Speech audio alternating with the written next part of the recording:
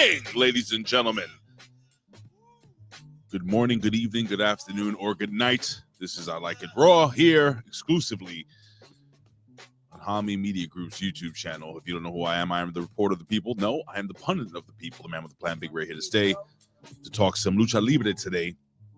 Now, you're going to say, hey, where's your brother from down under? Where's Jimmy T? Right? That's what you're going to ask me. Fact is, I have no fucking clue. Don't know where he is. Doesn't reply to me.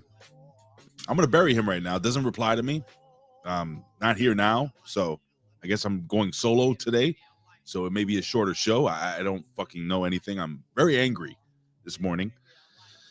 But, you know, who knows? Maybe the California wildfires, they hit Melbourne over there in Australia. I don't know what to tell you guys. Usually, if anyone tuning in new, I usually have a co-host, and looks like I'm not going to have a co-host today. So I'm going to go old school. I'm going to take it back to my OneWrestling.com days, or One Wrestling Video with Bill Apter, and do a solo show. Shit. Been doing this for like 20 years. Oh, all right. I'll send you the link. So somebody has let me do this gimmick real quick.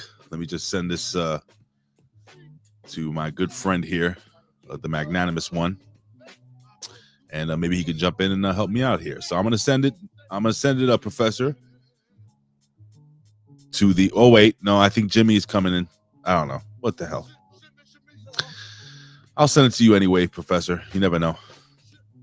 Just send this here. I'm sorry, guys. This is a very unprofessional, but you know, there you go, Jim. All right, Professor, it's sent to your Facebook. Anyway, what is going on, ladies and gentlemen? I'm very happy to be here this morning. And listen, we're week 2, man. Week 2 of the Monday Night RAW era. I don't know how you guys are feeling about that. You guys excited? I am. I think it was a pretty good show this week, and we'll get into that. But before we do that, ladies and gentlemen, let me just fade this out. Let's do a little. Let me just hit this gimmick. Shh, relax. We need a little playing music, just something to kind of vibe to. There we go. Oh yeah, that feels nice. All right, so before we jump into pro wrestling news, we're gonna jump in and give an acknowledgement to the chat real quick. We have Cold-Blooded XX is in the chat. Frank's Picklebarrel, Frank's Picklebarrel ass. Can't speak this morning. I just woke up. Biggest ass in all of HMG. We have who else is here? We have the windiest of all Chris's. Chris Winland is here. What's going on, my friend? And of course, the magnanimous one, the effervescent one, the glorious one, the Professor Chabalawit Cruz is here. We have my friend Mike Martin. He's the vet's best friend, ladies and gentlemen, the man who lost 480 pounds in 1 week. And I'm sure more people are going to tune in as we proceed with what you need here at HMG. Now, with that being said, ladies and gentlemen, listen. I just wanted to again express my love and my support for the people in California. I know you guys are going through some shit. I have family over there that they're going through some shit, and you know, my prayers are with you. So we're gonna talk about this, man. Huge debut of Pentagon. We're gonna talk about Penta. We're gonna talk about that. Again, we'll talk about some news that I spoke about last week on the Next Level Wrestling Review with the vet. Following up on Corey Graves being in NXT and more. So with that being said, ladies and gentlemen, I think it's time. It's time for it's not Vader time. I'm just trying to stall here while I find a freaking gimmick. All right, ladies and gentlemen, it's time for some pro wrestling news.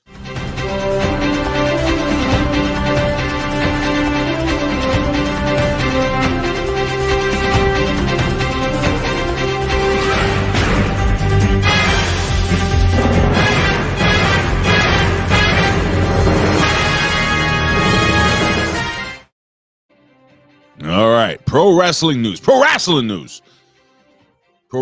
where basically everything is, like I always say every week, pro wrestling news is just a rumor, I guess, you know, when it comes to pro wrestling. Anyway, was not a rumor. Look who shows up. Look who fucking shows up. And I get a third guy who shows up. What is going on here? When help is needed, I come a coming. Jesus Christ. Well, thank you, Professor. Thank you for extending yourself. I'm not talking to this asshole over here on Hey, I had fucking camera issues, man. You didn't tell me nothing. I messaged you.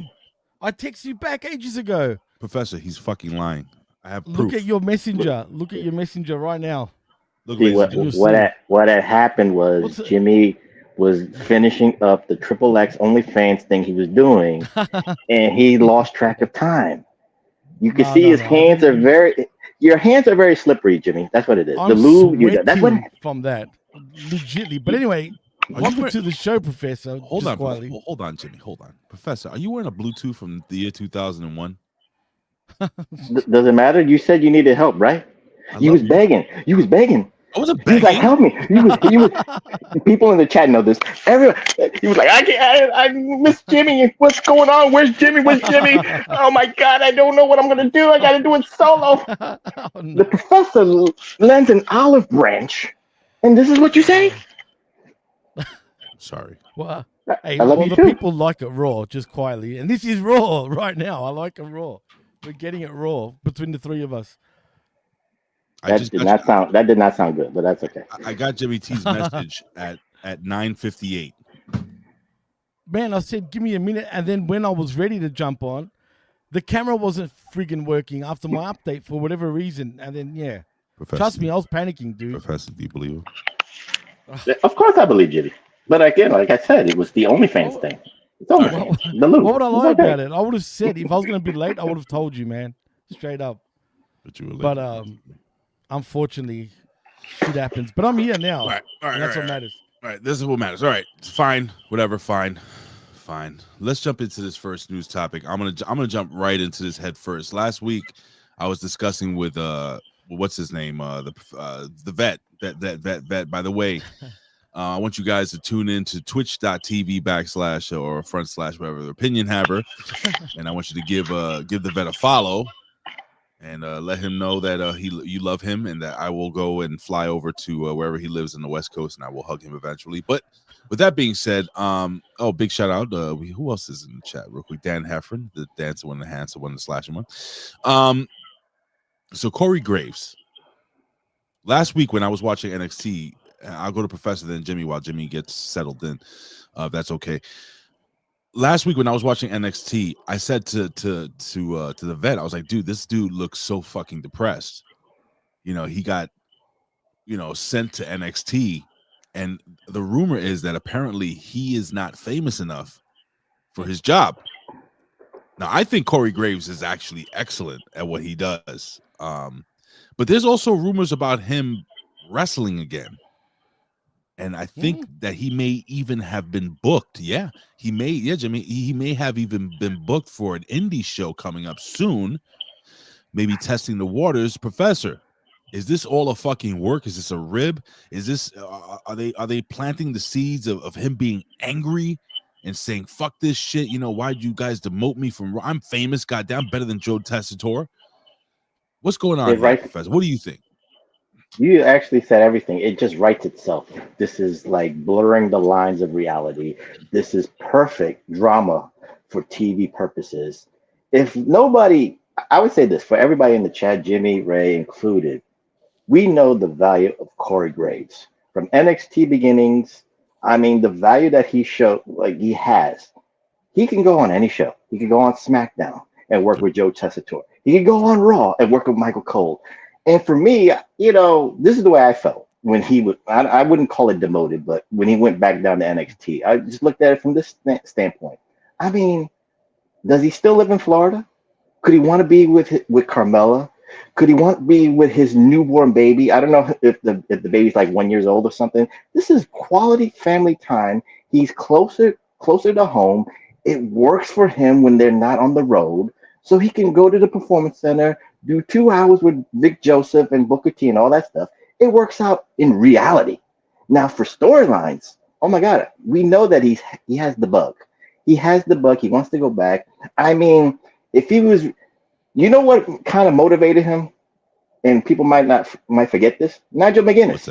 What did Nigel McGuinness just do a couple of months ago? He worked all in. He got his big moment. He worked at the ROH pay-per-view. So Corey Graves, this is a new regime. He's a Triple H guy. So let's work it in. Let's work him into an angle. And Corey Graves versus Pat McAfee, maybe WrestleMania, maybe SummerSlam. That's a good novelty match for the purpose. I'm not saying he should go against. I'm not saying he should go against CM Punk. I'm just saying if you want to do a novelty match, him against Pat McAfee, it's a very safe for all parties. So Jimmy, check this out, Jimmy, and you can expound on what the professor said. So what he said for those just listening while they're driving or whatever, it says, imagine chasing. This is Corey Graves from Twitter. Imagine chasing your dream, then being told, not deciding that you're no longer physically able to pursue your dream. Then you dictate, what is it? Then you dedicate your life to something dream adjacent, and being pretty fucking awesome at it. And then let me just see what the fuck else this says here. It says, and oh wait, hold on. I'm sorry, guys. I'm sharing the wrong screen. I'm so sorry. I'm such a fucking prick. Here it is. It says, and then when it's time to enjoy the fruits of your labor, being told you're not famous enough for your own job, just in case if you're wondering where I've been. So, Jimmy, it comes across as a story. Is he going to fight Booker T? You know, I wouldn't put it past him. First of all, since when you just brought up about him possibly wrestling again, that's news to me. I didn't know that. Two, I think I'm with Prof on this, and this is why he's the professor. If he didn't bring up those key points, I probably would have felt he was a little disgruntled. But once Prof actually just said what he said, it's pretty dead obvious that he probably wants more time with his actual newborn kid, who's probably about 1 year old at this point. That's one thing. Two, I mean, why not turn it into an angle, right? But I will say, in the past, he has sort of spoken up about things that he hasn't agreed with in terms of WWE. That's one thing. And it never turned into an angle and it never turned into anything. But he has sort of aired out dirty laundry once before. But that was a long time ago now. But we'll see. I do agree with Professor, though. And that's why he's the professor, because he comes up with those key points. And it's pretty obvious when you put it that way. Anything to add there, Professor, with Corey Graves? I'll just ask you straight up. Do you think it's a work or do you think it's a shoot? I mean, there is certain work. It could have some work shoot apathy on that. So he could feel a little bit of frustration. He wanted to go back into the ring a couple of years ago. And then, of course, WWE doctors would not allow him. So there is a level of frustration there. Of course, that's the first dream Corey Graves had. You just showed it on the tweet right there. So I'm going to go with a little bit of both. There's frustration, but of course, this is the perfect opportunity, and I think the perfect novelty match. It's a work shoot for sure. That's what this shit is.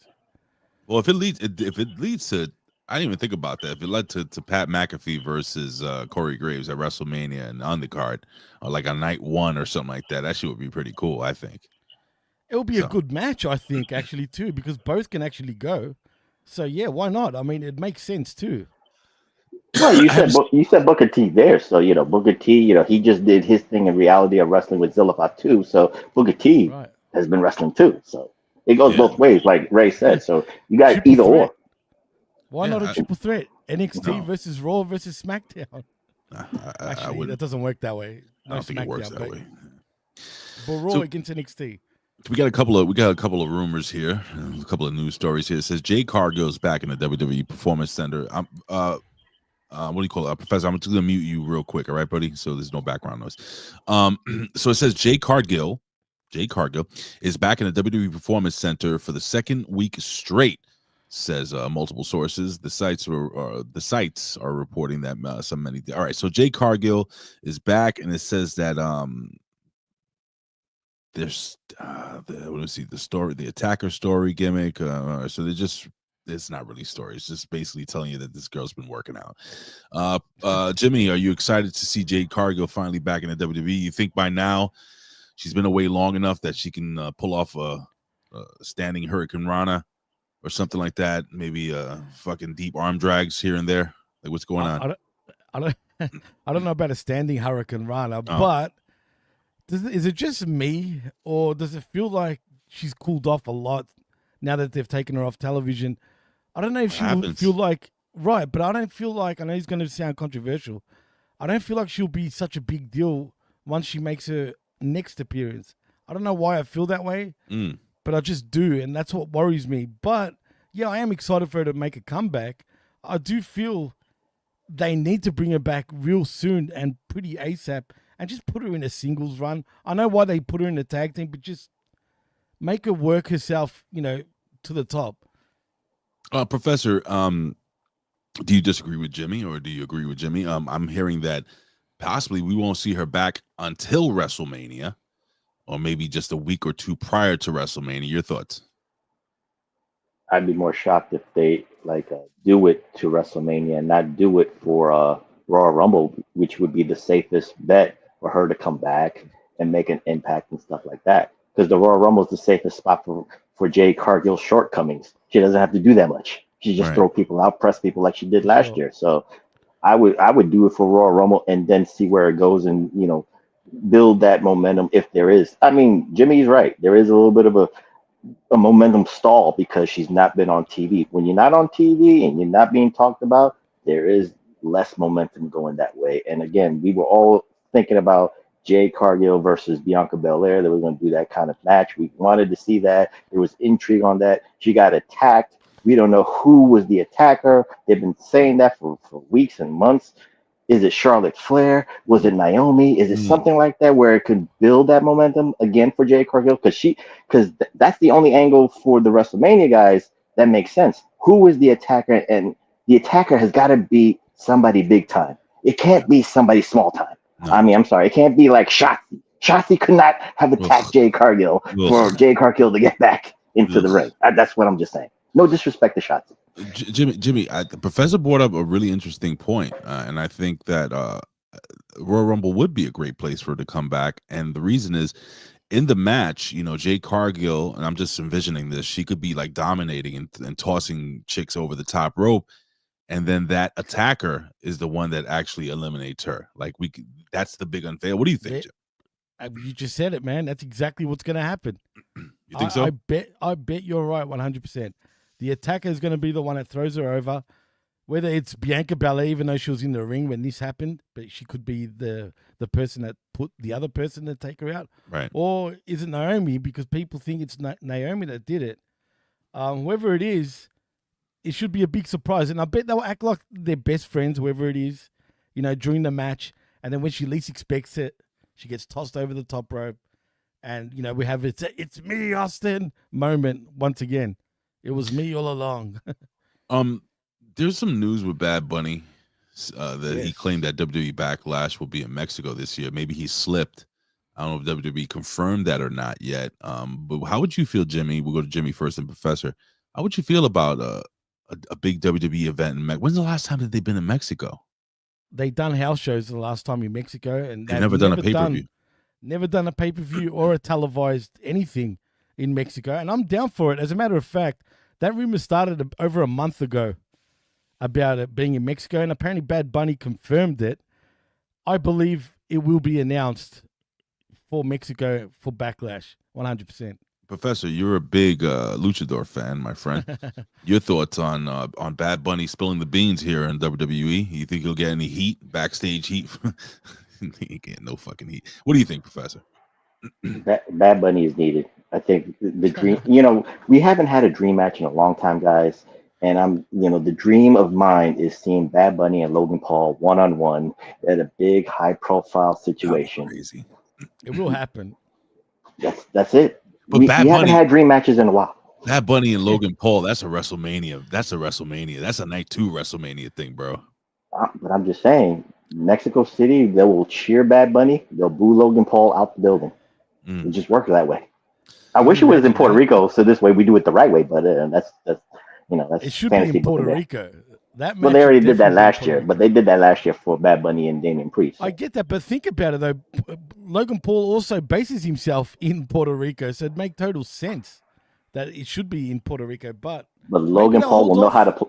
Logan Paul will know how to get the heat for himself. Yeah. Bad mouthing Mexicans, talking about the wall. It just works. It just works. The wall. They talk about the wall. Would he do the Brock Lesnar thing? Coming down with the fucking mariachi band with the big Mexican hat. He will do it. I guarantee it. Great. That would be great. No, he will have a mariachi band playing him on the way to the ring, in my opinion. That's what I'm saying, dude. But they have to play. They have to play like cucaracha or something corny. So we have a quick little update on. People probably forgot about this person. Remember Tyler Bate? Yes. Tyler Bate is actually very close to being cleared from his pec tear he suffered during the summer of 2024. And it says Bate is expected to return and rejoin the Monday Night Raw roster. Yeah. Any thoughts on the great Tyler Bate? No? Anybody? Bate and Butch, bring him back. Yeah. Bate and Butch, true. Yeah, but they'll probably do a fucking angle where Butch is all butthurt because Bate got hurt and left him all by himself and shit. But I like them as a tag team. I really do. Well, the tag team division, I say this, it's weak. So no matter Raw or SmackDown, it's the weakest it's ever been. So I gotta put something over, Professor. I really enjoyed your breakdown, you and Tommy Wonder, your breakdown of Knucklehead, the Big Show movie. That was if you go right now to Podbean, if you want to listen to the podcast, it's available right now on Hamin Media Group. They did review. They went back to the movies and they reviewed Knucklehead, the great one of the greatest movies of all time, apparently, according to Tommy Wonder, that he would watch again with his girlfriends. But with that being said, man, I think this week, what are you doing this week? We are doing a spotlight. It's been a while. It's been a while that we did a spotlight. It is a big red request, but we're doing a spotlight on the history and lineage of the WWE European Championship from 1997 to 2002. We'll talk about all the past champions and the legacy from that. Jimmy, who's your favorite European champion of all time? Probably Al Snow. You know why? Oh, because I'll tell you why. Because he represented Greece once when he came out as European champion. Did he? He did. He actually did. He was Greek for a night. He was Greek. All right. Well, I kid you not. I kid you not. Do you remember when he done that gimmick where he was from all countries? Yeah, exactly. Remember when he was doing the gimmick? Okay, well, yeah. Al Snow. No, but tell me. I don't remember. I'm old. Every week he was coming out as a different person a different country from Europe. So Spain, Italy, whatever, and Greece. He'd do that for a while. And that popped me at the time. So for those that don't know, all the way. For those that don't know, Professor, right now you're in the WWE warehouse. Is that correct? Yeah, I got the belts on the other side. Have you found anything special back there that we haven't seen in years? Well, I've seen the Punjabi pit match, the pieces for the Punjabi pit match. Very cool. It's back there. So we got some. I got some sapphire gear I'm looking at right now. I got some belts. I got the first Intercontinental title that Tito Santana, Pat Patterson wore back there. So it's all back there. I just can't show y'all guys. Very cool. Very keep it kayfabe, brother. Kayfabe. All right, let's. So Matt Riddle, if you guys have been living under a rock, he's the new MLW World Heavyweight Champion. He defeated One Hung Lo during a match. What's the guy's name that he defeated? So Kojima, is it? Kojima, yeah, it was Kojima. He defeated Kojima to become the MLW World Heavyweight Champion. And it says he's let me see. It says here MLW signed Matt Riddle to an exclusive contract late last year. So he'll be wrestling with them. Any chance you see him back in the WWE, there, Professor? Never say never. I think Triple H has to find a nice way for TKO to say, you know what, we'll give him a chance. We'll like double secret probation and then come back maybe in 2026 Royal Rumble time. Ooh, okay, all right. And I just want to put over, we have Aaron Ben Shlomo who joined us. Our old friend Tian Couponer has joined us late. Frank's Pickleball, I might have mentioned him already, but I just want to give a quick shout out. Of course, our favorite Martin, Mike Martin, is in the house. I probably mentioned him already too, but I'm tired. I'm like 3 hours sleep. Anyway, and finally it says the contracts of multiple New Japan Pro wrestlers, including the rising stars like David Finlay and Gabe Kidd, are set to expire at the end of this month, according to multiple sources. Gentlemen, I'll go to Jimmy first because Jimmy, you are a big fan of Chinese karate wrestling from Korea. Your thoughts? Is there anyone from New Japan Pro Wrestling that you think would be coming stateside, whether it be TNA, whether it be AEW, WWE, anybody out there that you think is going to make a splash here in the year of 2025 into 2026? Well, first of all, it probably will be Gabe Kidd and David Finlay, but I'm not a fan of either one of them. Oh, That's the thing. why? David Finlay, I can't stand David Finlay, first of all. He's not his dad. Oh. He's nothing like his dad. To me, he's just bland, boring, and just meh. Gabe Kidd, he tries. He actually tries. I'll give him that, but he's too small for the WWE landscape. Yeah, unless they bring a cruiserweight title back, what are they going to do with him, man? I don't think he'd fit WWE's mold well, and neither would David Finlay. As far as others go, I'm not sure, man. I don't know who's out of contract, but I don't see it, man. I don't see WWE really going after either one of them, except for maybe David Finlay because of Fit Finlay. Right. You think they'll give him a small person, a little person, like Hornswoggle? Why not? It worked for his dad. Professor, you are a huge Dave Finlay fan. One of I think he's on your Mount Rushmore of all-time professional wrestlers that carried a shillelagh to the ring. Your thoughts on anybody who you think? I mean, I don't know if you still follow the New Japan Pro Wrestling product at all. Anybody that you would be interested to see? I go with what Jimmy says. I think David Finlay probably has the best chance to make it stateside, but I'm the most objective man for a reason. I don't think no gaijin in New Japan is ready. They're not ready for stateside. They need more seasoning in New Japan. They need more excursions in Mexico and UK. And then when they come to stateside, they'll be a bigger deal. But they're not ready right now. The New Japan philosophy, and Jimmy could correct me if I'm wrong, is the excursions. You got to start you got to do the Mexico tours. You got to do the UK tours. Even if you do the stateside tours, you got to work your way up to even go back to Japan to be a main eventer. Dave Finlay has done that, where he is a main eventer in New Japan. Gabe Kidd just got the rub from Kenny Omega at Wrestle Kingdom. I think that Gabe Kidd should have won that match. That's just my humble opinion. But they're not ready yet. They're not ready for stateside. They're not ready for AEW primetime. They're not ready for WWE primetime yet. Jimmy? I'm 100% with Prof. He's right. That's exactly how I feel too. We have a nice little news story here. And apparently a guy who I feel that AEW really dropped the ball on, and that will be Mr. Danhausen, is going to have, and let me just pull this up, apparently a babyhausen. Congratulations. Danhausen posting on his social media the little gimmick here with the picture of the baby, the little newborn child. That's the baby, or that's Adam Cole? It could be Adam Cole. It could be Adam Cole, but looks like we have a babyhausen. He says, surprise. No, I can't do a Danhausen. But congratulations to Danhausen, man. That's a guy that I was really sad with what AEW did with him. I know he got injured off the bat, but they had so much potential to make money with this kid. Professor, any thoughts on Danhausen, his new babyhausen, little demon child? And you excited, happy for them? I'm sure you are. You're a good man. Danhausen is missed money opportunity for Tony Khan. This is the guy that brings entertainment. He brings comedic stuff on TV, what it's needed to bring kind of like, a break from all the wrestling, all the banger matches that AEW does for 2 hours. He brings the comedy. He brings the entertainment. I just think, once that contract's up, R-Truth's getting older. R-Truth can request Danhausen and bring him to the fold and anoint him as the next comedy man for WWE. That's just the way I see it. Didn't R-Truth grow up watching Danhausen? Isn't Danhausen one of his one of the people that he looked up to, Jimmy? I think that was his babysitter. Danhausen was his babysitter. So there's a little bit of not a big age gap.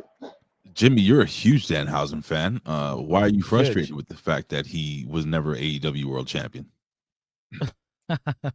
First of all, I don't know if I'll go that far, but at the end of the day, Mr. Khan, Tony Khan, that is, I don't know why he wouldn't utilize him. You know what I mean? Like the prof said, sometimes it's good to have a little break from all the banger after banger matches, and I use that term lightly, that we see in AEW week in, week out.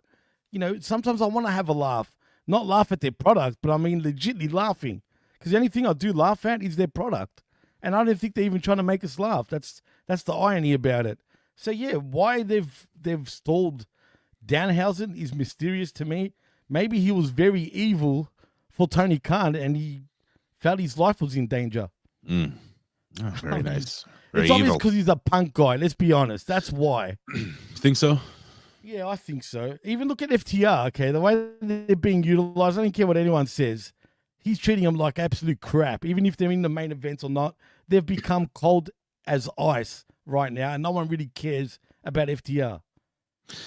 And a quick little note here. Apparently, we will have the debut of Baron Corbin on the indie circuit.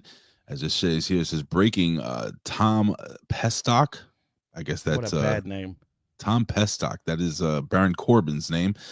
Will be taking on Josh Barnett in a Bloodsport match this Sunday. So, depending on when you're watching this, today is the 14th of January. So apparently this Sunday coming up, and you can go to Ticketmaster, get that. And, the tickets for this, where is this? This is the Hammerstein. Wait a second. This is here in New York, Professor? Yeah, it is. Huh. And Baron Corbin, Tom Pestock is bringing the tickets. Once his name came on the marquee, they almost sold out. They were having trouble selling out tickets, and because of Baron Corbin, because of Tom Pestock, I hate the name too, Jimmy, but that's his real name. I wish that he would just change his name to the Lone Wolf. If he could just keep it simple, Lone Wolf. Simple. He has sold out the Hammerstein. It's all because of him. Interesting. There was another news topic that I can get into, but it has to do with the debut of Penta. Professor, I don't know if you can hang around at least until then. While we jump I'll hang out for the Penta stuff, and then I gotta go. All right, cool. That works. So, ladies and gentlemen, I don't want to stall anymore.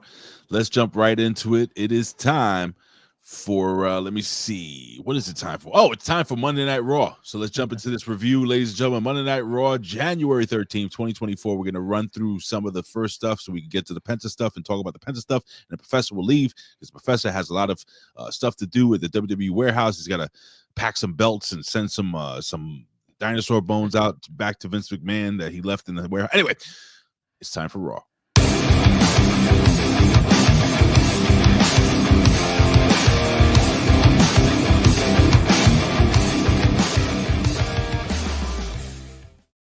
All right, Jimmy, you know what we do. Take it away, brother. Well, we start the show seeing CM Punk actually come on into the ring. And you know what? This promo by CM Punk was quite good, I think, in my opinion. He basically says he's done with... Look, he's condensed, by the way. But basically he said he's done with Seth Rollins and he's glad to just start moving forward. But then as soon as he said that, surprise, surprise... we get Seth freaking Rollins come to the ring, and they're both bickering back and forth. I mean, there was some good sort of shots between the both of them. But then we see Drew McIntyre come out, and he said some good things. It was actually funny when he said about the most, what was the word he said? He was basically the most into himself person, basically, of them all, and he was alluding to, well, everyone thought he was alluding to CM Punk, but obviously he wasn't. He was actually talking about Seth Rollins, which made me laugh because you could say that about the both of them. Let's be real. I mean, both of them are full of themselves, but nevertheless, he wasn't talking about Phil, and I quote, that's what he said. He was talking about Seth, and then Seth just gets extremely angry. Just, come here, get in the ring with me now, Joe. I'm going to fuck you up, man. With his screechy damn voice. And then they're all saying they're all going to be in the Rumble, by the way. That's basically what it was. That's what it was. Cut it short. The announcement was, I'm in the Rumble. No, I'm in the Rumble. No, he's in the Rumble. All three of them are in the Rumble. And basically they're going to take each other out. What's the bet these guys are 1, 2, and 3? I can just picture it. I picture WWE doing that to him. And that's what I think will be the prediction, especially Seth and Phil. They're going to be 1 and 2. Boys, what do you think, Ray? I'll go to Professor real quick. Professor, and we're about to jump into the Pentagon debut right now. But I was in the chat with Billy Ray and Colin. I think Colin last night said that he thought this was going to lead to a triple threat match, maybe at a main event. What are your thoughts on this promo? Did you watch Raw, by the way? Yeah, I watched Raw, and I think, Jimmy, you forgot that one point of this segment. CM What was Punk that? did the stupidest thing before anything. He almost broke his foot again. Did you Oh, notice he jumped on the table? You're right. Did you notice you're right. he jumped I the did. guardrails? And I'm looking at it and I'm like, this motherfucker is stupid. Stop doing Why Thank is he you for doing said this? that. Thank you for reminding me because I said that to D, actually, funny enough. I go, what an idiot. Did you see that? And D saw it too. He almost slipped off the table. And even the look on his face, he was like, oh, like he knew he almost fucked up. And I brought up how when he jumped on the guardrail in AEW, he broke a leg. So, yeah, he should be careful. Thank you for reminding me, Prof. He almost ruined his WrestleMania moment again for 2 years in a row out of bullshit. The first one was not his fault. This one is his fault. But again, neither here nor there. But this segment is great. You know, and of course, Drew is the hero we all need because he just tells the truth to your face, whether you like it or not. He speaks about Seth's selfishness. He speaks about Punk's, arrogance and all that stuff. And of course, these three guys being in the Rumble, you got a star-studded Royal Rumble crew right now for the couple of participants. You got John Cena coming in, you got CM Punk coming in, you got Seth, you got Drew, I think you got LA Knight, you got Roman Reigns. This is a pick'em, guys. Mm-hmm. It really is a pick'em where Triple H and his writing staff is really like giving you not only layers, but it could go, but branches. If you know the analogy I'm going to use is just branches because you could go any which way with how they're going to go into WrestleMania season. Can I just say also, it's obvious that Cena will not win the Rumble though, and I'll tell you why. At first, I thought he was going to win it as well, but the way they're promoting him for Elimination Chamber, that's what tells me he's going to win the Elimination Chamber instead. Yeah. So I'm just pointing that out. I think it will be between Punk, Drew, or Seth, and I'm leaning towards Punk because he gets that WrestleMania main event. Could it possibly end up being though Punk and Cena? One way or the other, because he was teasing that also in that promo. That Cena would be champion and Punk takes the title off of him? Yeah, possibly. Because that makes sense, because what is CM Punk's problem over the last many, many years is that when he was champion, Cena was still the main event. Right, exactly. He was the champion, but Cena was still the main event. Right, but in saying that, he does actually like Cena in real life. He doesn't actually hate on him. There's actually some truth to that. Well, he said that himself, so yeah. Or CM Punk wins, and number 31 comes in, and it's The Rock, throws Punk out, and then we get everything we need. Oh my God, that smells like deja vu almost. With Elimination Chamber back in 2014, 2013, whatever it was, when The Rock won the championship.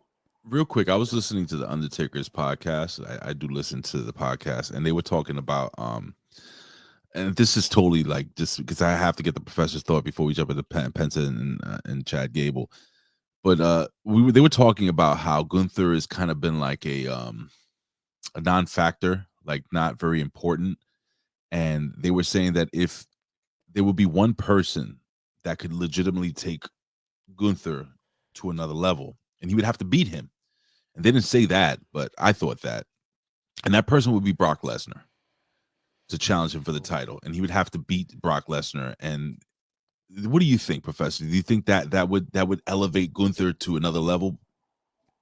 That's what they wanted to do last year, but the allegations pushed that to the side. But as for him being a non-factor, I'll say this because that's why you have the Elimination Chamber guys.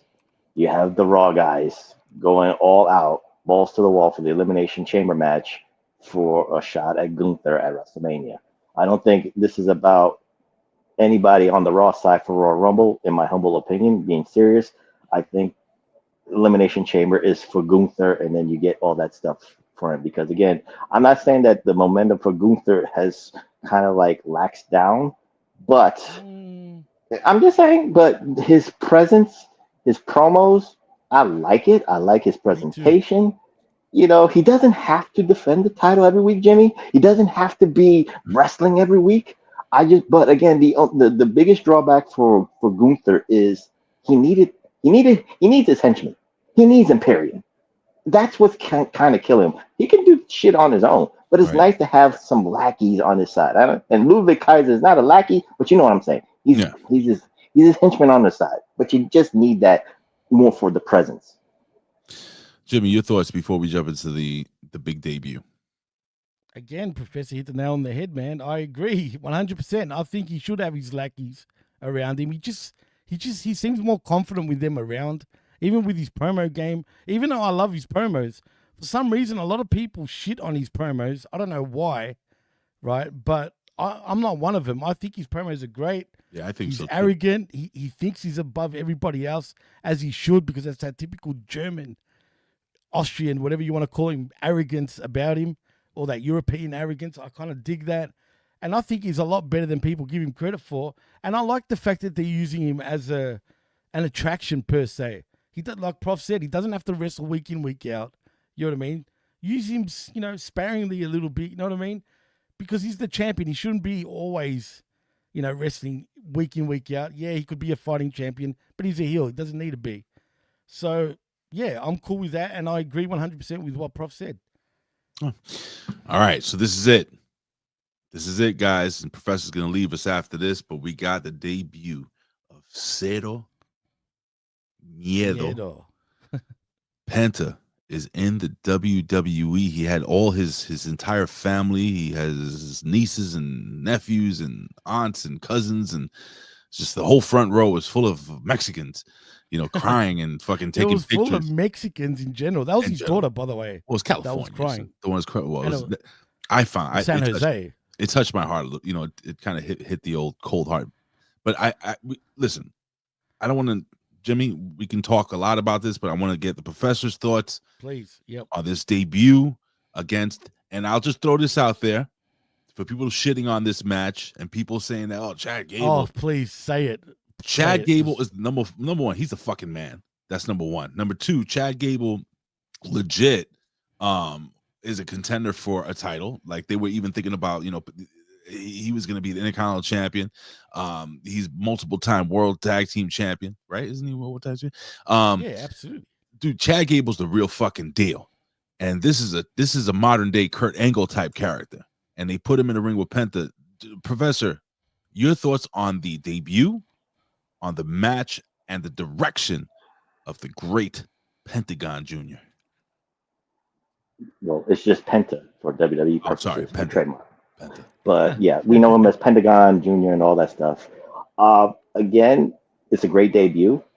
I thought it was a missed opportunity last week for the Netflix debut, not not to see him because he was in California. I did not know that Raw was in San Jose. So yeah, as long as they were in California, as long as they were in the West Coast, it's okay for the debut and all that stuff. So that's neither here nor there. But the debut was great. The match was great. Again, short term is a great debut. Again, everybody's concerns is always going to be long term. For me, I would have been, how do you want to present Pentagon? How do you want to present, that fear, the guy that brings fear? I don't want him to be kind of like loosey goosey. He was in the moment. He was happy to be there. I get all that stuff. But again, the character. I'm talking about Lucha Underground Pentagon. I'm talking about that, that darkness and stuff like Absolutely. That. And the best way, even though maybe people might not like it, Pentagon needs to attack Rey Mysterio. Take him the fuck out. That's how you draw some heat. You don't want babyface Penta? No, I don't. El Scuro Penta is the way to go if he attacks Rey Mysterio. Well, let's continue the thought process here, Professor. What did you think of this? What did you think of this match between Chad and Penta? People were criticizing the fact that they thought that Chad Gable got too much in, so on and so forth. Yeah. I mean, Penta. Listen, he's not Brock Lesnar. He's not 6'4". He's not 7 feet tall. He's not Amos. He's not going to be squashing opponents. Like we know this about and Penta. He shouldn't have. Right. But anyway, please, I don't want to be that guy, but AEW sickos usually love this on Wednesdays. And certain people kind of like give that critique about, somebody should, you should have a squash match and all that stuff. No. And the sickos say no, it's a competitive match. You go the 20 minutes and stuff. What did we have? It almost went 20 minutes. Mm-hmm. And both of them got their shit in. It made psychological sense. And all that, and he won with his move. He won with the driver. Mm-hmm. So what's the problem? It wasn't like a lot of false finishes and shit like that. It was a nice, well thought out process of a match. I had no problem with that. And especially with me, I have my Netflix. I got no commercials.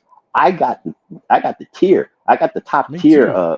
premium. So I saw it through the break. I saw the whole match. It was great. Oh, so wait, in the US, Yeah, if you you can get pay the top tier Netflix, right. oh, that's cool. I've got top tier too, but I thought because I'm in Australia, I was getting no commercial breaks. But I guess because we're top No, tier, that's why. That's cool. I got That's cool. everything in the arena and all WWE related stuff.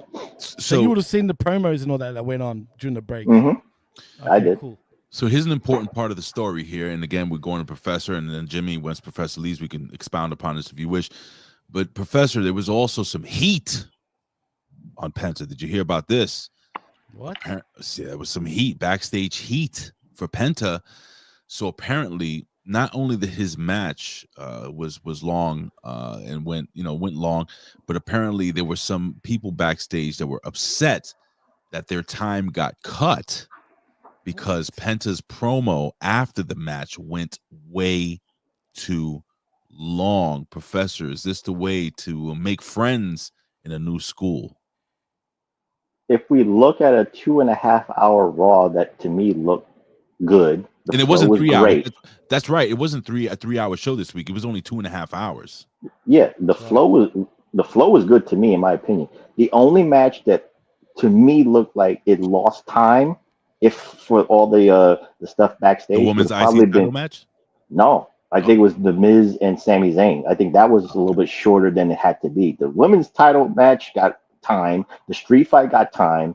Rhea Ripley's promo got time. I think Sami Zayn and Miz's segment got cut. So if anybody's complaining, that is it. that's true. Like the vet says, how does time get cut from a show with no time limits? How does that happen? And the only thing I can say, vet, and for those out there, I think that they set the show up. They said this is how long we're gonna go. It doesn't make any sense. I mean, they should be able to go right. Extra, it's supposed to be a 3 hour show. No, you're still paying time with Netflix. You still have a partnership on a live feed. You Okay. got millions of people watching, and of course, WWE wants that.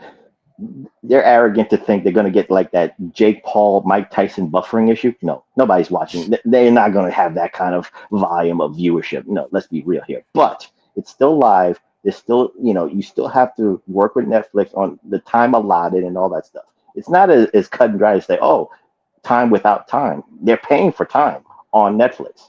Either way. That makes sense. So yeah, okay. All right.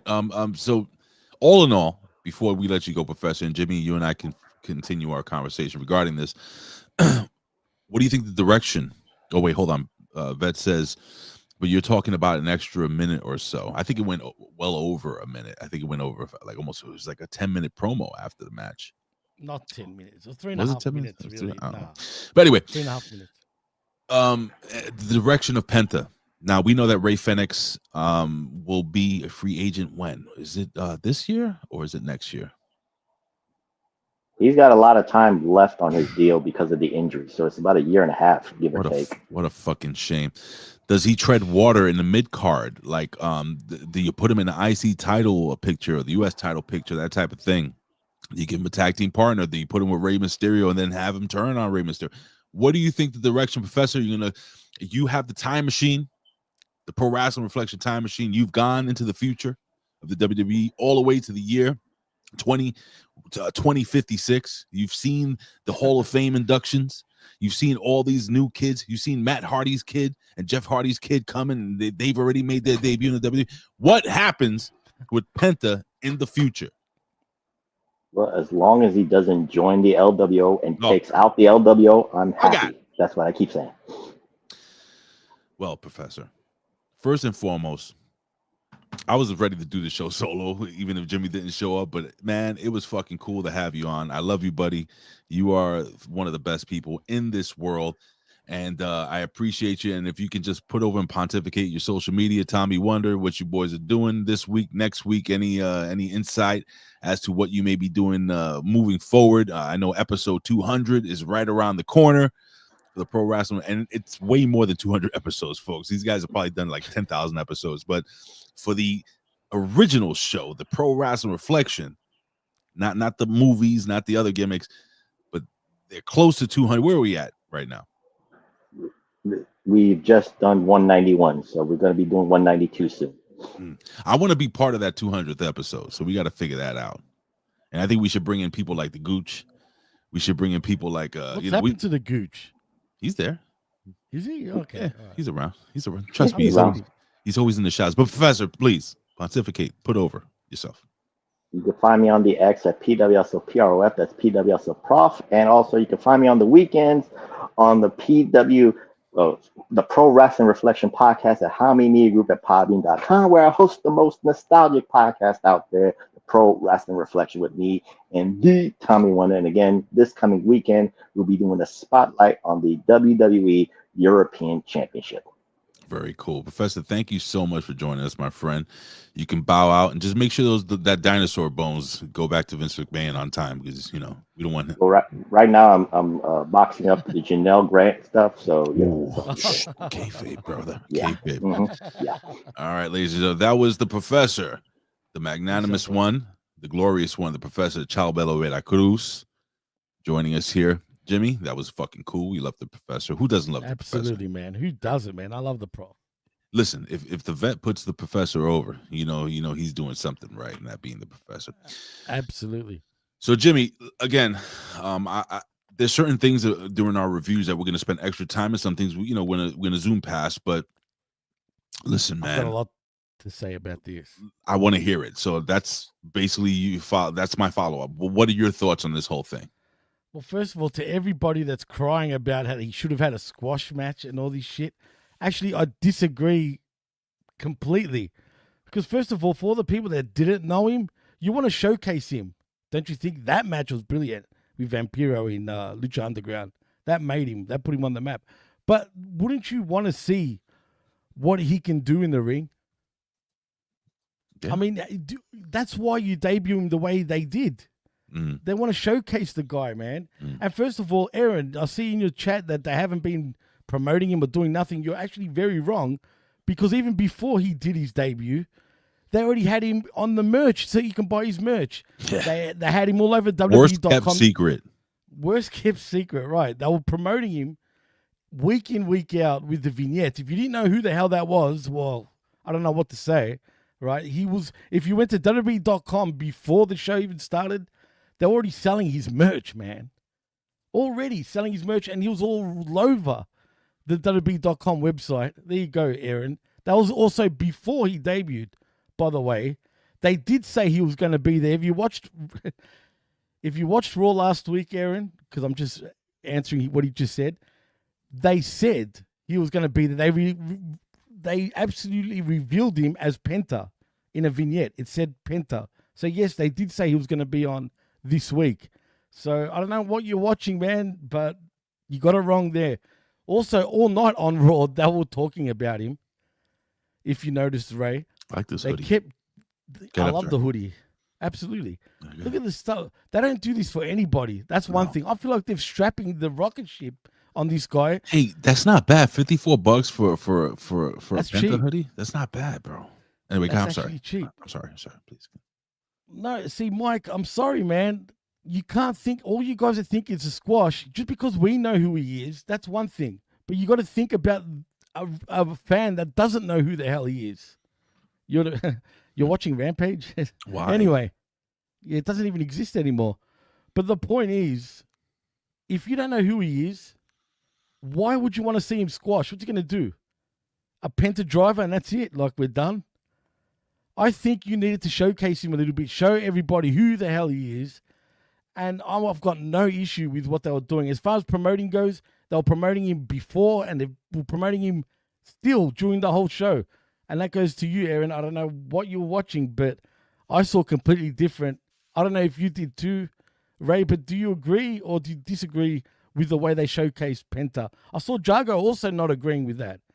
On Facebook, and shout outs to Jargo. Jargo had put out that he immediately got thrown into the mid card of the WWE because of this match.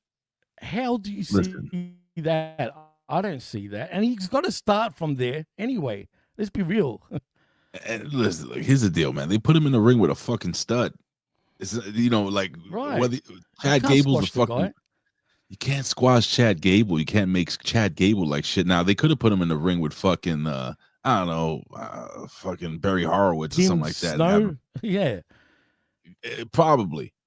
But listen. I didn't have a problem with it because like you said, Jimmy, I feel like it showcased everything or most of the things, so some of the things, because we haven't seen everything that Penta can do, and the people that like you and I have been following Penta for many, many years. He was TNA champion. They put that over. They put over that he was TNA champion. They actually did put it over. And look, man, here's the thing, man. I personally think that Penta treads water in the upper mid card, like that Intercontinental Championship, until his brother comes over to WWE. And when that happens, I think they're going to make a really big deal about this. And I think that they're going to be a fucking dominant tag team. Like, if you want to see these guys dominate, I think it's going to be that. As for Penta, this match, I love matches like this, by the way. There was a little botchy spot where he tried to do that leg drop off the bottom rope. And people, I think Penta did such a great job at selling his leg. There were people that actually thought his leg was actually hurt. No, during the match. Selling. Yeah, he was selling. It's called selling, man, right? Listen, not everybody likes pizza. Pizza. You're people crazy if you don't. People think everybody likes pizza. Not everybody likes pizza. And what I'm saying is that I love pizza too, but some people don't. Maybe Aaron Ben Shlomo doesn't like pizza. What I'm trying to say is that what happened during this match is not going to be for everybody. I guess it's not going to be for everybody, and I don't think anyone's wrong. I think you have a good justifiable argument as to why Penta should have squashed somebody, and then you also have a justifiable thought process when you say that he shouldn't have squashed him. We wanted to see everything he could do against a really tough opponent. So with all that being said, I thought this was successful because he got a huge pop. He had the crowd behind him. Huge, bro. Huge. The fans that didn't know who he was, by the end of the night, were doing the whole Zero Miedo. They put over that shit. Go ahead. I'm glad you said that, because I was reading the comments even on the YouTube pages of the match, right? Just to gauge what fans felt.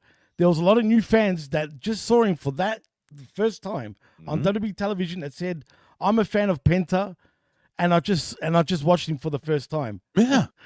There was multiple people saying that, right? So I don't know what you guys are on. You guys are thinking like Marktards by saying that. Straight up. That's stiff. Well, I'm sorry, but that's Marktard thinking now. Will you stop? I'm just being honest. That's how the Marks are. I mean, am I wrong? I could say that. I could say the same thing. Sure, I love a squash. We know who he is, but you got to think business. You know what I'm saying? You got to showcase the guy. And business-wise, they done everything they could have done. I haven't seen anyone else, the way they've promoted him, I haven't seen him do this with anyone else in a long time, dude. It's been a long, long time. I'm telling you, man. I'm telling you now, they're making a big deal. This was reminiscent of, and this is back in the day. Remember when Taz was going to make his debut and everybody fucking knew he was coming? Right. But still got the huge pop against Kurt Angle. That was pretty cool. But look, man, you know what, Penta, and I like the fact that they let him cut the promo in Spanish. He was in California. I love that. Yeah, that was cool, man. Look, man, I think we should just be patient. Let's see where it goes. Who's going to be his next opponent? Who do you think, Jimmy? Do you think who would you put Penta in the ring with next? I could see someone from possibly Legado del Fantasma or so. I think it'd be a luchador next week of sorts. It won't be Ray, but it'll be a luchador. Someone with probably some Mexican wrestler will take him on. How about Judgment Day? How about Dirty Dom? I could see that. Heck, wouldn't it be all right if he was part of Judgment Day instead of LWO? I don't want him in a faction. I don't either. But if you to put him in a group, I'd rather him go there. Could be Carlito. Dragon Lee's too soon, for my opinion. True. But I don't know. We'll see. And I just want to say one more thing. Mike, what has gone over my head, bro? What did I miss? Things are going over your head, my friend. And I love you, bro. But come on, I'm just just saying, you got to think business wise here, my friend. Like, damn, they, what do you want him to do? They built him, Aaron. I don't know what people are expecting, man. Oh. I don't get it. You can't. You got to think for the broader audience. There's a lot of people that don't know who he is, and if you don't know who he is, you showcase what he can do, and then that's why you become a fan of his by having him squash Gable with one move. What does that show? And then you fucking crush Gable, who's built himself up to be a viable like contender. Right, exactly. You can't do that anyway. And he sold for Penta like a champion, bro. He did. Jimmy, we spent most of the podcast on this, so I think what we should do is run through some of these quick matches. Far out. We have. Yeah, we have. So let's run through this. We had Ludwig Kaiser versus Sheamus, and I'm going to tell you something. We had Sheamus who went over with the bro kick. Jimmy, I'm gonna tell you straight up, and I'll just rush through some of this, but I think that this was a really fucking solid match between these two guys. Ludwig Kaiser is going to be a star, not yet, and this made sense to me, Jimmy, having him lose this way to somebody who's been, in the business much longer, been a world champion multiple times, so on and so forth. Like, it's okay for Ludwig to lose clean to Sheamus during this match. Did you enjoy this match? I like matches like this, hard hitting. And let me just ask you, man, is Sheamus like a big match guy? Like, every match that he does, it just turns out to be really, really fun to watch. And it's nothing flippy, nothing dippy, no high spots, just an old-fashioned wrestling match. What did you think, Jim? I agree with you, man. Yeah, he's become big match Sheamus, because you're right, he's fun to watch, man. Years ago when he debuted, I couldn't stand him, straight up. Right, but you know what? He's earned my respect over the years, and man, like, he puts on no pun intended, banger after banger. Right, and I mean that in the most positive way. Like, he doesn't do no flip shit, none of that. It's just hard hitting. He's very snug with the way he wrestles guys. Some people like it, some people don't. I'm talking about wrestlers. Sure, but I think Kaiser is one of those snug guys too that kind of enjoys a hard hitting match. Like McAfee said. He's a pretty boy that can go, that can brawl. And that's exactly what Kaiser is. And that's why people like Kaiser, man. You know what I mean? He can go. He might look, very German and very up himself. But, man, he can go in the ring. And Sheamus is another guy that loves to fight, pun intended. And, man, every match I watch with Sheamus now, and even Kaiser, I actually thoroughly enjoy. Yeah, I do too. Post this match, though, we have Sheamus who confronts Braun Breaker. They're gonna continue pushing that storyline for the IC title, the one title that Sheamus has never won. So I'm looking forward to that one. We have Seth Rollins who got interviewed backstage. He's talking about how Drew McIntyre has been needling him for months. Anyway, they're gonna get a match next week. What else? We had Rollins who runs into Sami Zayn backstage, and he talks about how, you know what, man, what was it? Sami was confused because they were going back and forth regarding the fact that, like, why, Zayn's like, look, I want to help you. And he's like, well, you're going to help fucking Roman. You're going to help this guy. You're going to help Cody. Why don't you help yourself? And Sami Zayn just stood there like, oh, shit, he's right. Maybe he's right. Maybe he's wrong. And then we have Gunther backstage. But before that and after that, we have Karrion Kross backstage. What happened with Karrion Kross there, Jimmy? Well, let's go back to my notes. What happened with Karrion Kross? Well, apparently, what did he say over here? He was leaving Adam Pearce's office. Yeah. He leaves Adam Pearce's office and berates The Miz because he just found out that the Wyatt Six have been moved to SmackDown. How uneventful. First of all, you want to talk about not promoting or not giving a shit about people? That's demotion. How you do it. That's a demotion right there. No one gives a shit about the Wyatt Six. I couldn't care less. Like Mike, you said, why not debut him with the Wyatt, like after the Wyatt Six? They're ice cold. No one cares about them. For me, they're too cartoony for this current WWE. These guys, all of them just don't have chemistry. Let's be real. I mean, seriously, they look like a bunch of idiots. I hate to say it, but it's true, man. Only Bray Wyatt and his original crew were the ones that could get that type of gimmick over, man. These dudes that just come across as posers and wannabes. Well, I'm gonna be honest. I love Karrion Kross, and I will be a fan of his to the day he dies. I like him backstage. I like the interaction between him and the Miz, and the Miz is like Sami Zayn running into them. He's like, they get into each other's face, and Sami Zayn was like, you know what? I was gonna talk to Adam Pearce about some business, but you know what? I'm gonna get a match with you. And they set up a match for later on in the night. That's the match that Professor was saying that got cut short. Hey, Obafemi was in the crowd, new NXT champion. I love Obafemi.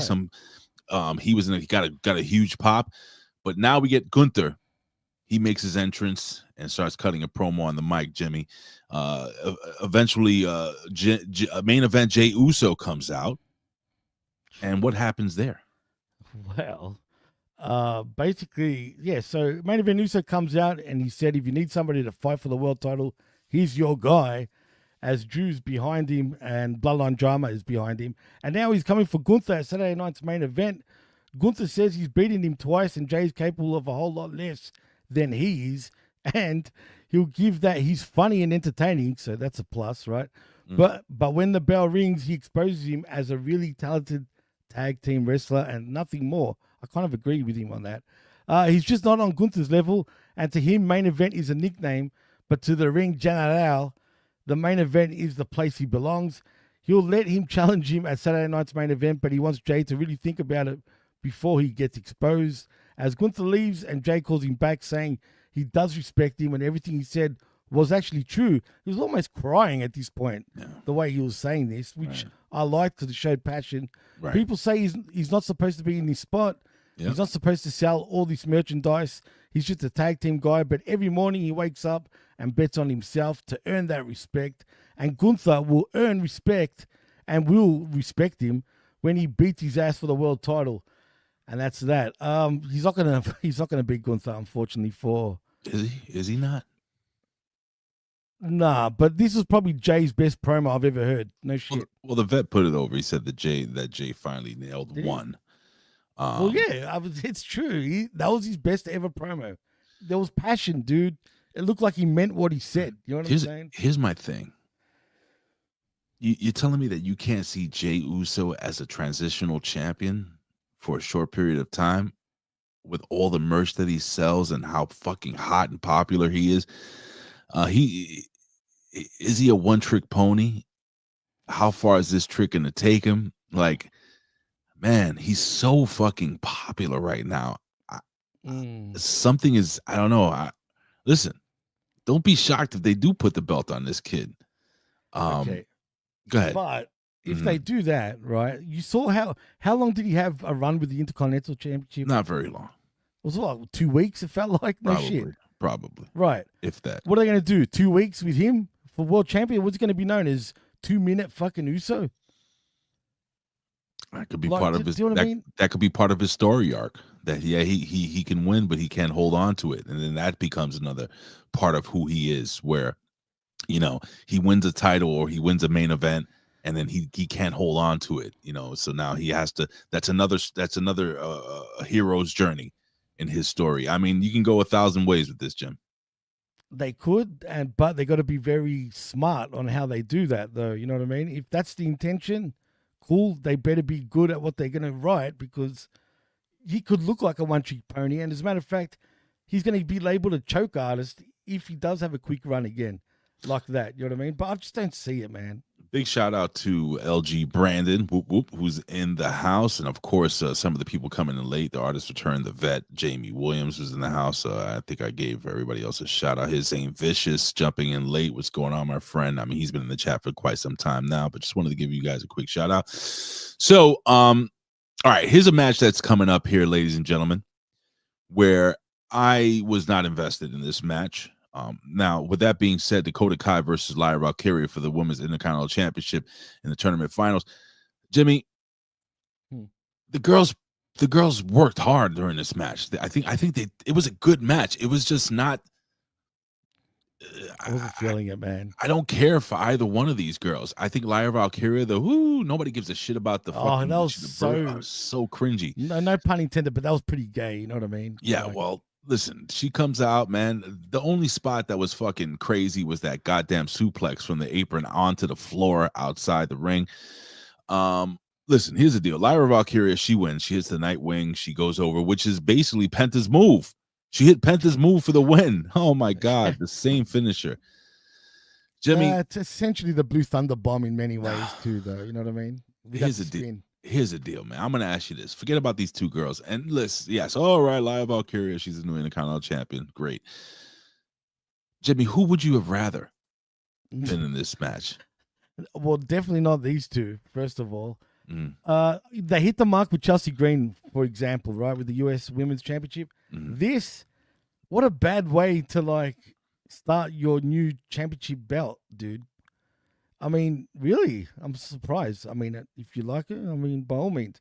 But in saying that, these two were the wrong women to have in this matchup, in my opinion. Yeah. Two other women deserved that spot more so than either one of them. Yeah, heck, even Tiffy would have been better to put that IC Women's Championship over. I think Io should have been the champ.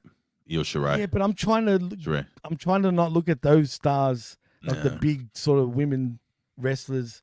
I'm trying to find an up and coming woman that could have at least, you know, with people getting behind it, that could have at least elevated that championship. Do we have anyone right now other than Chelsea? So me and the vet have pretty much followed this young lady throughout NXT, and something happened with her. Right. When she first came up, there was a spark about, and I'm talking about Lyra Valkyiria. There was a spark with her, but somewhere in NXT, she started getting stale and boring, and it was just weird, like a weird transition into, I don't know what the hell this is right now. This young lady needs to find herself. I guess they really want to push her. You know, the whole adage, the belt makes the woman, or the woman makes the belt. Here, the belt is trying to make the woman.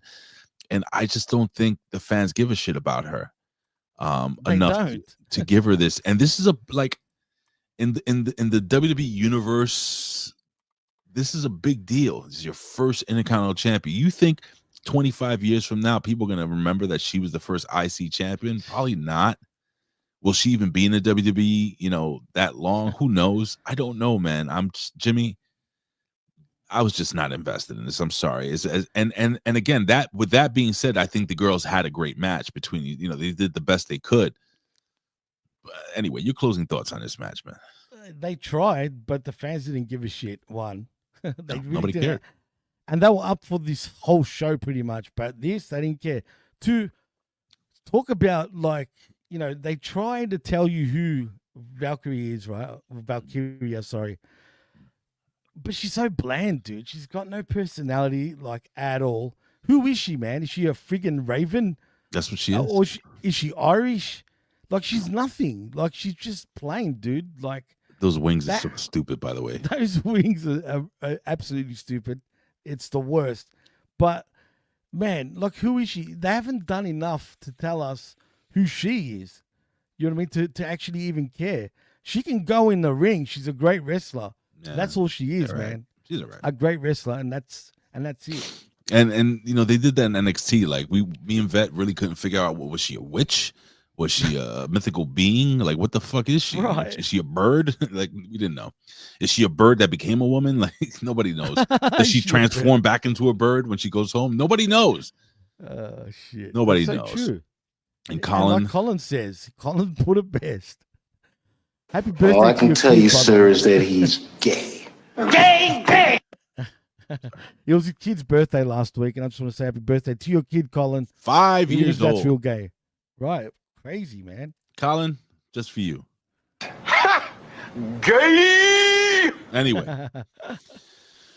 Sami Zayn and The Miz was a short match. This is probably the match that was cut. Sami Zayn hits the haluva kick and then the Blue Thunder Bomb for the win. That's weird. But that happened.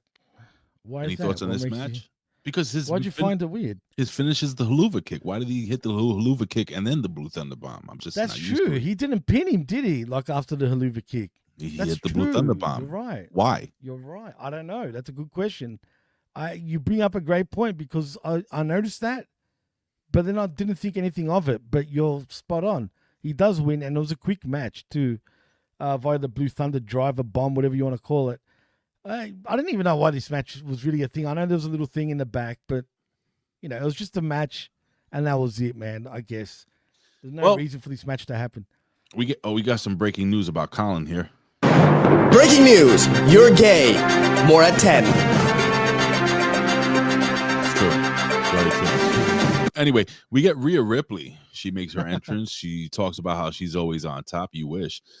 She's gonna be a dominant champion, and then.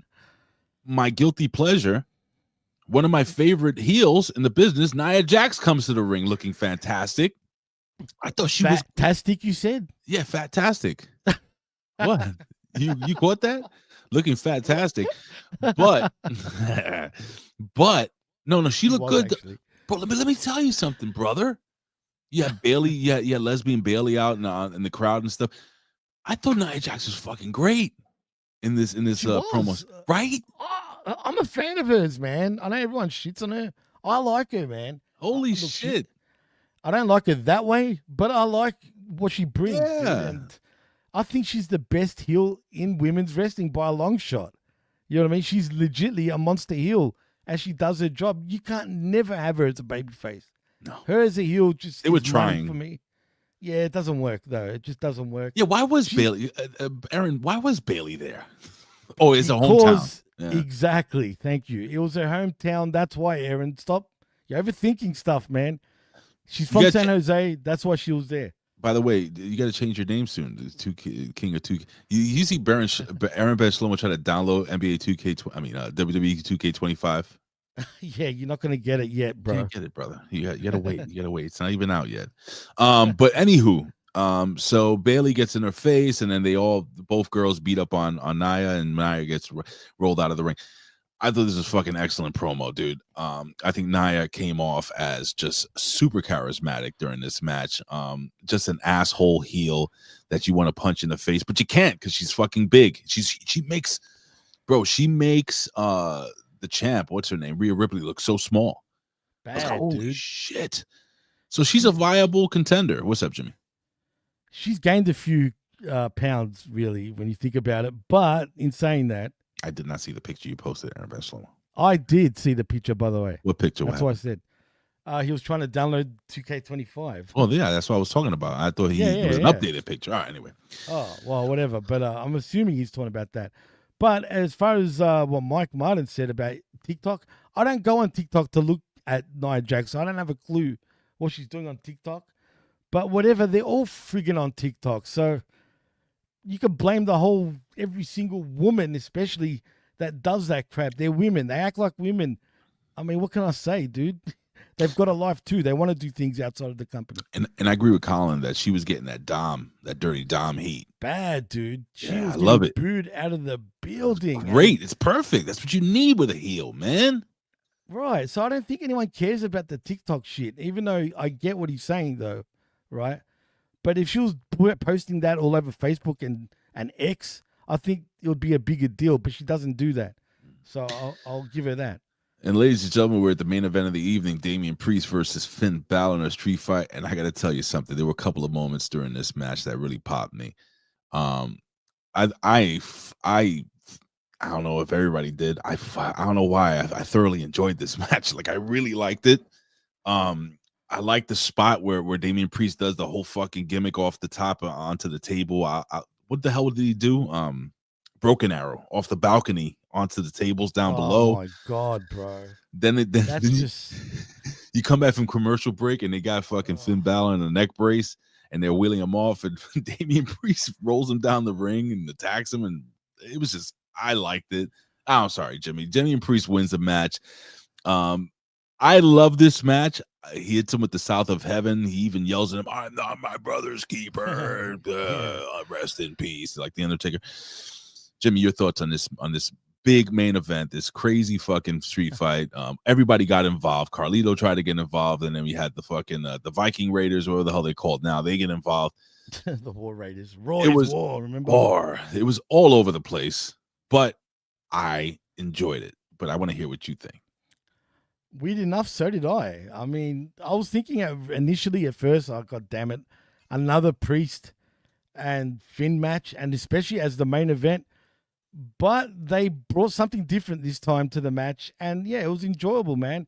But that spot off the balcony, man, that looked painful. I'm not gonna lie, man. Especially more on Priest in some ways, and to the doofus that was asking for a selfie during the match. Did you see that?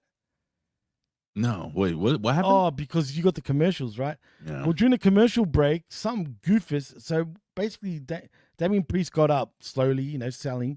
Mm-hmm. And some idiot's like, Damian. And he's doing this. Like, can you do a selfie? And he pushed him away. Like, go away. That I'm part, not going to take a selfie. So to that idiot, if you're listening, that's not when you ask for a selfie, bro. He's at work. He's working. Let him work. He's not making his entrance. He's not doing anything like that. He's going to be in the middle of the match taking a selfie. Anyway. We have a new friend in the chat. I think it's Jimmy Husky. He's asking me, can someone explain why Raw was 2 hours instead of 3? Well, just to reiterate the fact that Triple H did in fact say he made it very clear that there will be some times that Raw will probably only be an hour long. It could be 3 hours, 45 minutes, or 45 minutes, or 3.5 hours. There's no time limit. You just have to tune in to find out how long the show is going to be. And Triple H was very clear about that during the post press conference of the very first Raw ever, and even before that, he was trying to say how Monday Night Raw was not always going to be 2 hours. Excuse me, hold on 1 second. Cough button. It's not always going to be 3 hours. So this week was one of the weeks where it was less than 3 hours. It was 2.5 hours exactly, with commercials and everything like that. Without commercials, Monday Night Raw was about 2 hours and just a little over 2 hours. Right, 2.5 hours it was.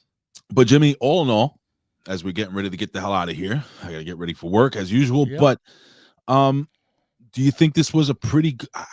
I mean, what do you think? What did you was this a good follow up to the first? This is honestly, more of what we're gonna see. I thought this Raw should have been last week's Raw. It was a good Raw, right? It was. It actually was. Everything was, made sense. Everything was story arced except for maybe The Miz and Sammy, right? But everything else, they moved on with storylines. Everything's progressing. And I felt that this Raw was great. I truly feel last week felt like an infomercial now compared to this. So, yeah, I thoroughly enjoyed this Raw, and it breezed by for a 2.5 hour show. It did, Jimmy. It did. Man. And that's when you know you're being entertained, when you sit through 2.5 hours of pro wrestling and you don't really, it doesn't feel like 2.5 hours. It just feels like, oh shit, it's over. Right. That's, yeah. Thumbs up for this. And thumbs one more up. Thing. Can I say, Aaron, you're talking about the 27th and 28th about WWE 2K. What's the time difference between your country and the US? Maybe that's why they say 28th. Because for me, the 27th will be the 28th also, just so you know. Well, anyway, I just want to remind everybody to head over to twitch.tv, Opinion Haver, on Twitch. So search Opinion Haver, and on Twitch TV, he'll be streaming something. I don't know what he's going to be streaming, but I guess you can tune in and find out, ladies and gentlemen. He goes on right after we're done here. And so we can check out the professor also and Tommy Wonder this week, again with the Pro Wrestling Reflection, as they do, as he stated. They're going to do a review a spotlight on the European title and their champions. They're going to break down the history of the European Championships, so on and so forth. That'll be fun. Don't forget, tomorrow morning, Jimmy, it's going to be me and the vet, and we are going to be talking some NXT. So tomorrow, and you know what? It's a new era in NXT, ladies and gentlemen. We have 2 new champions. I made this quick little thumbnail. Join us tomorrow for NXT January 14, 2025. It is a new era. Julia, Obafemi, new champions. Ladies and gentlemen, looking forward to talking some NXT tomorrow morning. Join us here at 11 a.m. Eastern Standard Time, right here. Or you can go to Twitch, or you can go to my Twitter. I actually stream it there as well. You can check that out. Jimmy, is there anything you would like to put over and pontificate? Anything you wanted to say to the fans, the friends, the family here at HMG? Well, I just want to say I'm all good, Mike. I don't feel anything. It's just wrestling, bro. It's just opinions. I don't get upset. Right. I don't get upset over counter opinions. That's cool, man. But yeah, if you want to follow me, you can at DJ Mass Effects. I can't do anything at the moment, but you can still follow me. You still haven't fixed that Twitter thing? I've been fucking. I've been communicating with him still. Ah. Believe me, but I'm trying. I'm trying. All right. So yeah, you can follow me there, and also at the PWC Network where I can actually tweet. Also, thank you, artists, just quietly. Also, can I and also look out for the Smack Attack because that threw me off. The Smack Attack, the all new and improved Smack Attack is coming Saturday mornings. You have a new co-host, don't you? Eastern. No, not concrete. Jeff was just he's just filling in. in. Is there going to be a new co-host? We'll see. It all depends if it works out with certain people. You know, it's funny because a lot of people tend not to watch SmackDown suddenly.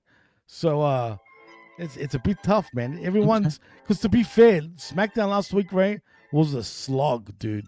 Yeah, I heard. It was a slog. Not a and if it's going to be like that, it's going to be hard. But either way, I'll be there, even if it's on my own. I ain't doing shit. Fucking Aaron, I ain't doing no more shows. No. He can't do it. The vet can't do it either. Yo, big shout out to the magnanimous, the glorious Professor Chabela Cruz for jumping in. Jimmy, don't worry about the fucking camera, dude. It's part of that. Part of the game. I know, dude. I know that. Don't worry. It's all good. I would have went by myself. Upset I get worried. I thought maybe the wallaby got in your house again. I'll tell you what, man. Next time I have these issues, I'll just jump on without the camera while I try to fix the camera. All right, whatever. I just message me at least 10 minutes beforehand so I know what's going on. But neither here nor there. That's true. I thought things were gonna be cool. That's all. I thought I was gonna get on time, but unfortunately, my computer. Folks, shit happens. Shit on me. Shit happen. Are you using a MacBook? No, I'm using damn PC. Well then. Anyway. Right, I know. You know what? I might get a MacBook. Dee uses the Mac.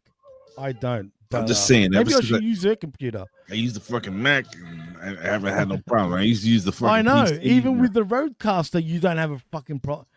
Bro, it stresses me out. I'm starting to hate PC, but it is what it is. I left PC a good time ago, and I'll never go back. Anyway. Oh, wait. What does it say here? TN Coupon. Jimmy, how's the situation with X? Well, he just not good, man. Not good. I'm still trying to get my account back. I even blame them. Why are they punishing me when they're trying to help me? I don't understand. Fucking Elon. They were trying to take money out for my, for my little tick on my name. Tick. After they've locked me out too. So screw you, Elon. You're not getting no money. No money until you fix my shit. Call Donald Trump. Maybe Donald Trump can help you out. Maybe. Yeah, so he can speak to Elon for me. That's huge. All right, folks. Listen, I will see you tomorrow. Jimmy won't be here, but it will be me again and the opinion haver, the vet. We'll see you next week for the Monday Night Raw review. And we all like it raw. Jimmy, you like it raw, right? No condom? What? I love it raw. Ooh, can't say it that way. It's gross. Bye, guys. Love you.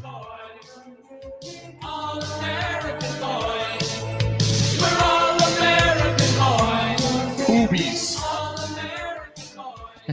Oh, shuggy duggy quack quack. Yes, boy. This is the Hustler Rip Rogers. Yeah, it's fucking me.